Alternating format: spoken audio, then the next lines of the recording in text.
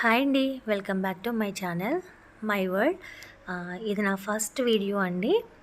ఈరోజు నేను వెజ్ పులావ్ చూపిస్తున్నాను. ముందుగా బిర్యానీ మసాలాలు అన్నీ కూడా వేసేసుకొని ఆయిల్లో ఫ్రై చేసుకోవాలి. అండ్ అలాగే వెజిటేబుల్స్ నేను ఇక్కడ చూపిస్తున్నాను కదా, అన్ని రకాల కూరగాయలు వేసుకున్నాను అనమాట. దాంట్లో ఇప్పుడు అవన్నీ ముందుగా ఆయిల్లో ఫ్రై చేసుకున్న తర్వాత ఇవి కూడా వేసుకుని బాగా ఫ్రై చేసుకోవాలి, పచ్చివాసన పోయే వరకు. దాని తర్వాత కొంచెం అల్లం వెల్లుల్లి పేస్ట్ వేసుకోవాలి. తర్వాత కొంచెం కరివేపాకు వేసుకోవాలి. కరివేపాకు కూడా వేసుకున్న తర్వాత మొత్తం అంతా ఒకసారి కలిపేసుకోవాలన్నమాట. ఈ లోపల నేను 1 కప్ రైస్ తీసుకున్నాను అనమాట, 1.5 కప్.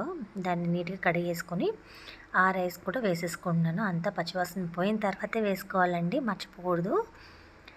అండ్ వేసుకున్న తర్వాత కొంచెం కారము, నేను లిటిల్ బిట్ కారం వేస్తాను.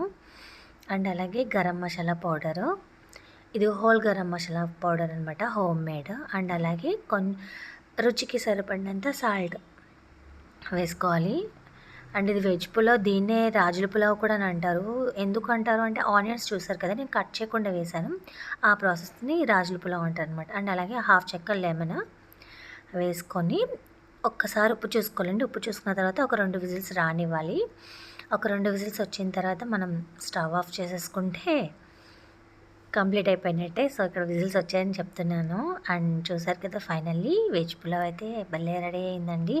టేస్ట్ కూడా ఆసమ్ ఉంది. మీరు కూడా ఒకసారి తప్పకుండా ట్రై చేయండి. Thank you for watching. Bye friends.